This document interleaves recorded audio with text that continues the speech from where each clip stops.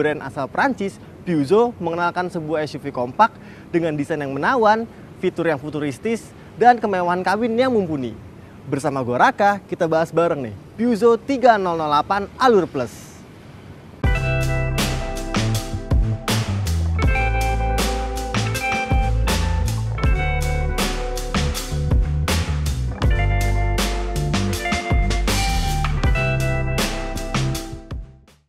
Seperti yang gue udah bilang tadi bahwa Peugeot mengenalkan mobil 3008 ini pada tahun 2015 lalu.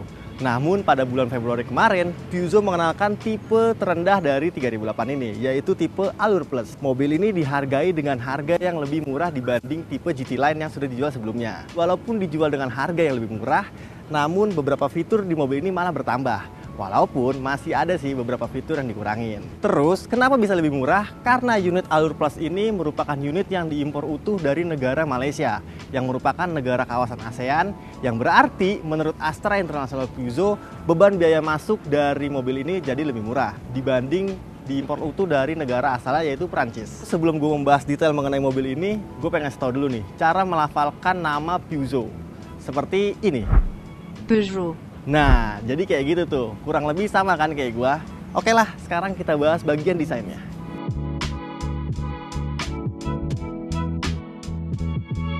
Ngomongin desain, mobil ini sebenarnya di Eropa sana bersaing langsung dengan kelas medium SUV seperti Honda CR-V, Nissan X-Trail, atau Mazda CX-5.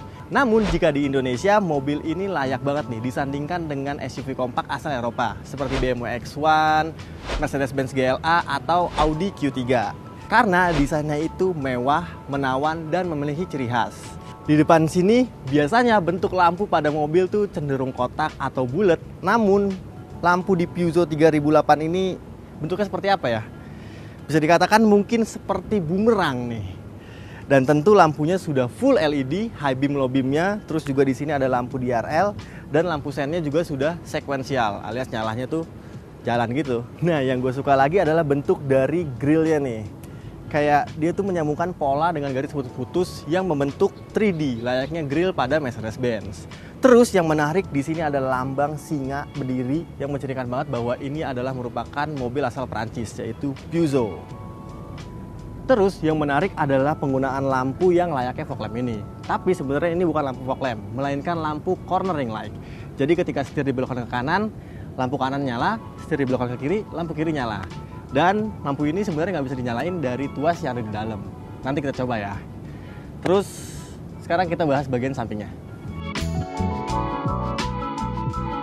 Nah, di bagian samping sini nih yang nggak kalah menarik karena desainnya masih proporsional yang mengedepankan estetika alias keindahan. Nah, garis chrome yang memanjang dari lampunya memanjang hingga melingkari bagian belakang. Terus namanya mobil SUV, mobil ini juga diperkuat dengan wheel arch molding alias over fender yang memanjang dari depan hingga ke belakang juga tuh. Nah, di bawahnya side skirtnya juga di finishing dengan garis chrome. Terus sebagai pembeda dari varian Allure Plus dan GT Line, kalau di varian GT Line ada sebuah emblem GT Line di bagian fender depan kanan sini. Lalu bedanya lagi adalah pada bagian door handle-nya nih. Kalau di varian GT Line door handle ini diberikan warna sewarna body. Namun kalau di Allure Plus handle ini diberikan finishing hitam. Tapi tentunya sudah keyless smart key juga. Lalu yang beda lagi adalah pada bagian roof rail di atas sini. Kalau varian GT Line, roof railnya itu menyatu, sama seperti varian 5008. Nah, kalau yang di varian Allure Plus ini yang baru, roof railnya tuh ada kesan kosongnya nih. Terus di bagian spionnya, di finishing dengan clear warna hitam. Dan yang menarik adalah di bawah sini ada sebuah lampu yang ketika malam kalau pintu depannya dibuka gini, memproyeksikan sebuah logo Peugeot, logo singanya di bawah sini nih. Jadi seperti welcoming light pada mobil-mobil Jerman lainnya. Dan kalau kita lihat kaki-kakinya, mobil ini dibekali dengan roda alias velg dengan ukuran 18 inci dibalut dengan ban 225/55. Terus depan belakang remnya sudah menggunakan cakram yang juga sudah ABS, EBD. Dan selain fitur keselamatan itu, mobil ini juga dilengkapi dengan fitur Hill Start Assist dan Hill Holding Control. Oh iya, kelupaan nih, sebagai pembeda dari varian GT Line, baut-baut yang terdapat di velg ini kalau di GT Line warnanya hitam. Namun di varian Allure ini warnanya jadi chrome alias aluminium. Oke lah, sekarang kita intip bagian belakangnya.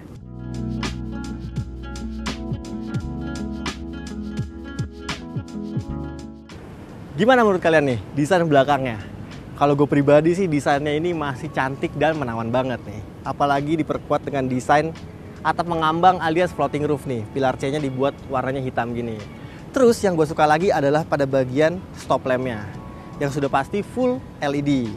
Nah, di belakang sini ada terlihat desainnya tuh 3 buah garis yang mencirikan desain dari kebanyakan mobil Peugeot ataupun motor Peugeot lainnya. Nah, untuk di belakang sini ada juga kamera parkir di bawah logonya. Terus turun ke bawah, di sini ada bumper warna hitam nih, hitam doff, dan dipermanis dengan clear brush aluminium juga. Dan di bawahnya ada 2 buah lubang yang seperti mencirikan lubang knalpot. Namun tidak ada knalpot aslinya. Knalpot aslinya hanya satu di sebelah kiri nih, di bawahnya. Lalu kalau di bagian kiri sini ada emblem 3008. Dan sebagai pembeda lagi dari varian GT Line, di kanan situ biasanya ada emblem GT Line, namun di Allure Plus ini nggak ada. Nah, hampir kelupaan, ternyata lampu belakang sini yang full LED hanya bagian lampu rem dan lampu malamnya aja. Karena lampu sen dan lampu mundurnya itu masih bohlam biasa ya. Dan untuk membuka bagasi ini ada 3 cara nih, yaitu yang pertama Anda menekan tuas yang ada di belakang sini, lalu melalui remote-nya, dan yang ketiga dengan cara mengayunkan kaki di bawah bumper bawah ini.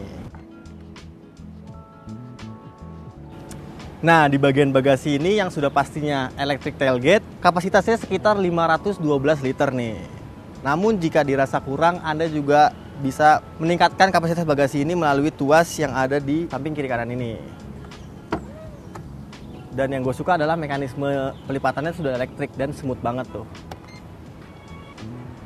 Oke, setelah kita membahas detail mengenai bagasinya, bagian eksteriornya, sekarang gue pengen ngejelasin pembeda lagi dari varian GT Line dan tipe Allure ini, yaitu pada dimensinya, yang kalian bisa lihat di tabel di bawah sini. Sekarang kita bahas bagian dapur pacunya. Dan untuk membuka kap mesin ini ada tuas di bagian kiri penumpang depan nih. Dan kalau dipikir itu seperti mekanisme pembukaan Suzuki Katana. Nah, ternyata ketika gue angkat kap mesinnya, rasanya tuh ringan banget nih kap mesinnya. Lalu untuk mesinnya sendiri, medium SUV asal Prancis ini dibekali dengan mesin berkode EP6 FDTM, yaitu mesin 4 silinder berisi 1600 cc yang dikawinkan dengan THP alias Twin Scroll Turbo High Pressure, sehingga tenaga dari mesin mungil ini menghasilkan 165 daya kuda dan torsi 240 Nm. Lalu mesin tersebut menyalurkan tenaganya ke 2 roda depan dengan transmisi otomatis 6 percepatan. Gimana sensasi mesinnya? Nanti kita coba. Nah, sekarang gue pengen masuk ke dalam nih buat nunjukin ke kalian bagaimana futuristisnya interior di Peugeot 3008 ini. Tapi sebelumnya gue pengen nunjukin dulu kunci dari mobil ini.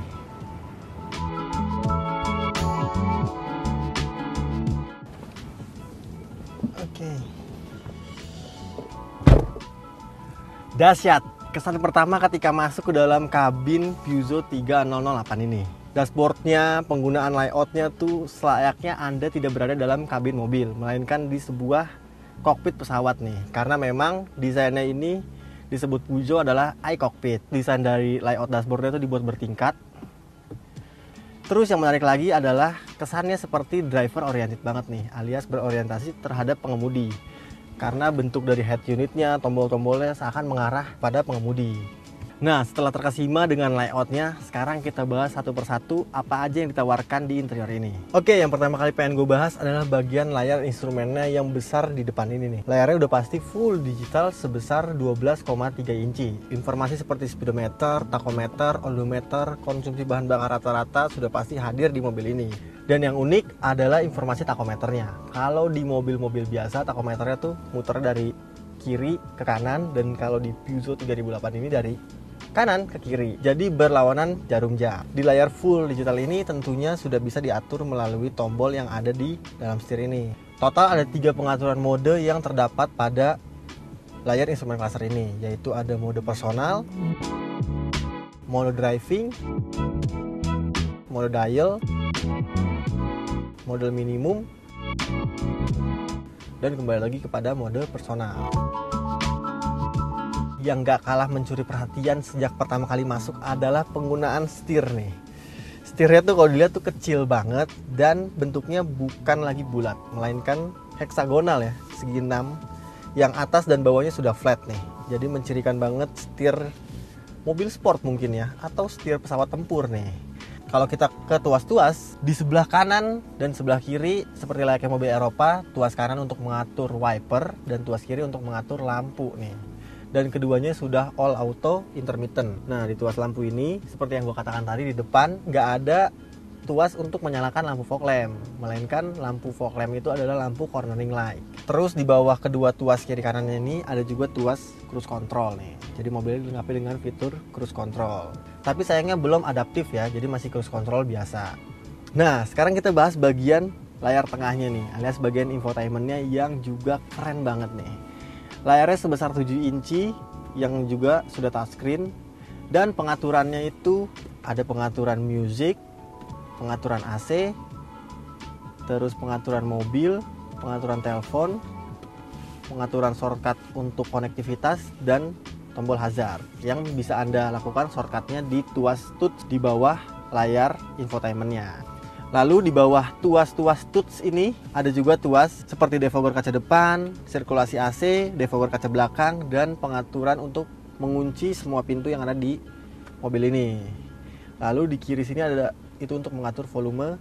Dan setelah membahas bagian tengah ini, kita ke atas sedikit nih. Kita lihat di sini ada slot kosong yang sebelumnya di tipe GT Line adalah indikator seat belt untuk 4 penumpangnya. Tapi di tipe Allure Plus ini jadi plastik biasa dan kosong. Dan ada pengaturan sunroof nih. Dan untuk spion tengahnya sudah elektrokromatik. Jadi bisa meredup otomatis ketika mendapat cahaya high beam dari mobil belakang. Di bawah sini ada juga tuas-tuas yang bisa Anda mainkan. Di tuas berbentuk bulat ini ternyata adalah untuk mengatur grip control dari mobil ini yang dinamakan Advanced Grip Control. Modenya ada mode road, mode snow, mode mud atau lumpur, mode sand atau pasir, dan mode ESP System Reactive yang merupakan mode untuk menonaktifkan segala kontrol elektronik dari mobil ini. Nah, setelah dari tuas lingkaran yang ada di kiri sini, di kanannya juga ada tuas tombol yang berguna untuk mengaktifkan Hill Design Control di mobil ini. Jadi mobil ini sudah dilengkapi dengan Hill Design Control dan Hill Start Assist. Di kanannya ada tuas Engine Start Stop. Terus di belakang sini ada tuas persneling nih yang indah banget bentuknya nih. Layaknya sebuah tuas throttle untuk pesawat nih. Dan di belakang tuas transmisi ini ada juga tuas rem elektrik. Tapi sayangnya belum ada fitur auto hold nih, jadi hanya rem elektrik saja.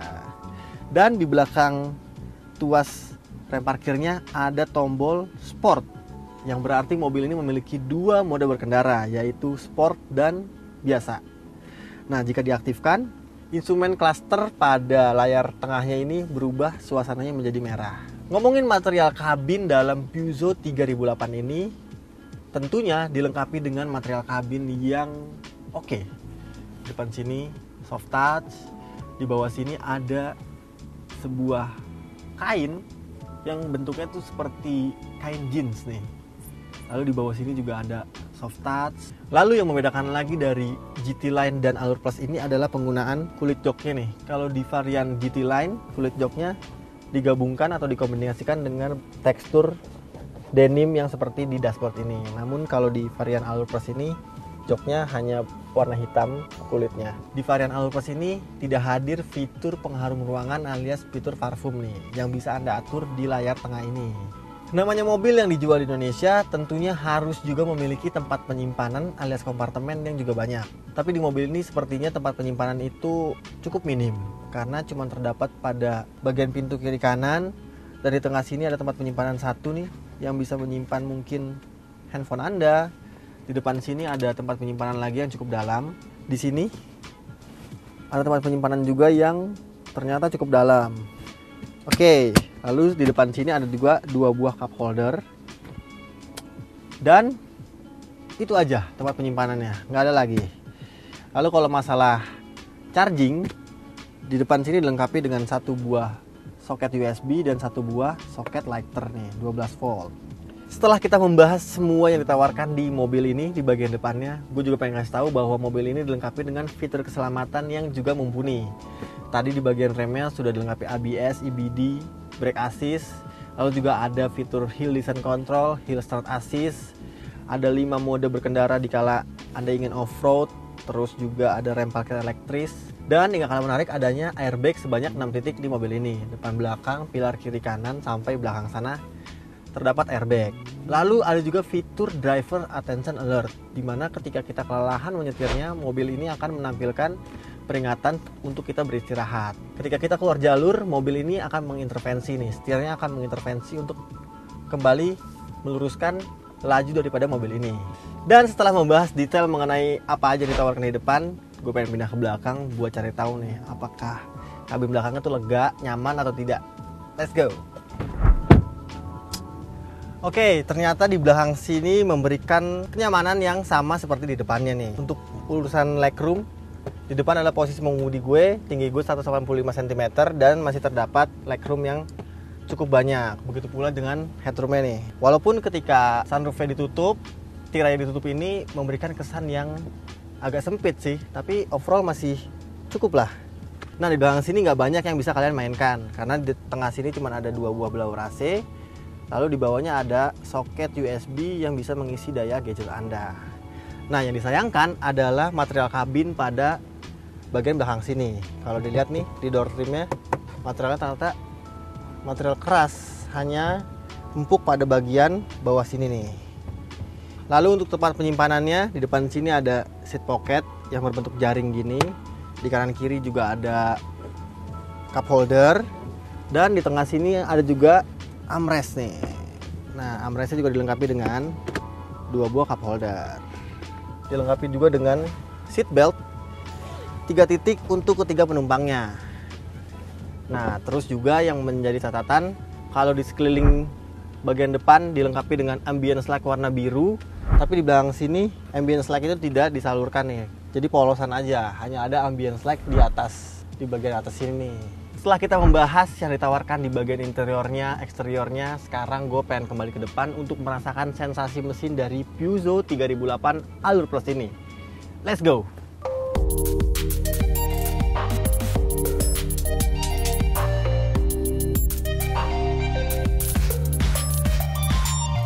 Oke, pertama kali menaiki Peugeot 3008 Allure Plus ini rasanya seperti menaiki sebuah small SUV luxury nih. Karena ketika masuk ke dalam kabin, suara keheningan kabin tuh langsung terpancar di mobil ini. Suara dari noise angin yang di kiri kanan jendela, noise ban, noise mesin itu mampu diredam dengan baik di dalam kabin Peugeot 3008 ini. Begitu pula dengan bantingan suspensinya. Bantingan suspensi pada mobil ini menurut gue pribadi sih cukup. Nggak bisa dikatakan keras, nggak bisa dikatakan lembut. Mobil ini memberikan bantingan yang cukup baik. Nah, redaman suspensi yang cukup itu ternyata berdampak pada handling pada mobil ini yang memang luar biasa baik. Ketika diajak bermanuver dalam kecepatan tinggi, mobil ini masih nurut banget nih. Secara terasa direct, body rollnya minim, gejala limbungnya minim. Jadi seakan naik mobil sedan ketika Anda bermanuver dalam kecepatan tinggi. Walaupun ground clearance pada mobil ini hampir 200 mm, di mana ground clearance itu merupakan ground clearance yang cukup tinggi untuk sebuah ukuran small SUV seperti ini. Yang jadi nilai plus lagi ketika Anda menaiki mobil ini ya, Anda akan selalu tersenyum nih melihat suasana kabin yang layaknya menyetir pesawat tempur. Nah, lalu kalau kita ngomongin impresi mesin 1600 cc 4 silindernya yang bisa menghasilkan tenaga 165 daya kuda dan torsi 240 Nm, ternyata memang memberikan impresi yang cukup kencang nih. Nah, ketika Anda ingin mengaktifkan mode sport itu, tombolnya terletak di belakang tombol rem parkir ini. Cukup ditekan selama 2-3 detikan sehingga siap untuk diajak berakselerasi. Nah, kita coba nih. Nah, ketika di sport mode ini, suara dari knalpot tuh terasa masuk dalam kabin nih. Entah itu artificial atau tidak, Namun itu yang memberikan seakan menaiki sebuah mobil sport mungkin ya.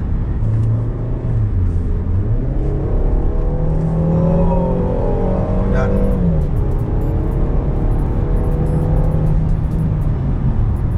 cukup laju lah untuk ukuran small SUV. Ketika dalam posisi sport mode gini, yang gue suka lagi adalah setirnya nih, yang tiba-tiba tuh rasanya tuh memberat sendiri, seakan setir virtual, setir main game, karena dia maunya kembali ke posisi semula atau lurus terus nih. Jadi ketika dibelokkan begini, set, langsung balik lagi setirnya, set, set, set. Nah, sampai di kesimpulan, menurut gue mobil ini layak banget nih disandingkan dengan mobil SUV kompak asal negeri Jerman sekalipun. Desain yang menawan, performa mesinnya yang oke, serta suasana kabin yang futuristis membuat mobil ini layak banget untuk kalian pertimbangkan bagi kalian yang sedang mencari SUV kompak luxury seperti ini. Dan untuk harga, Peugeot 3008 Allure Plus ini dijual dengan harga yang lebih murah dibanding versi GT lainnya. Tepatnya selisihnya sekitar 80 jutaan.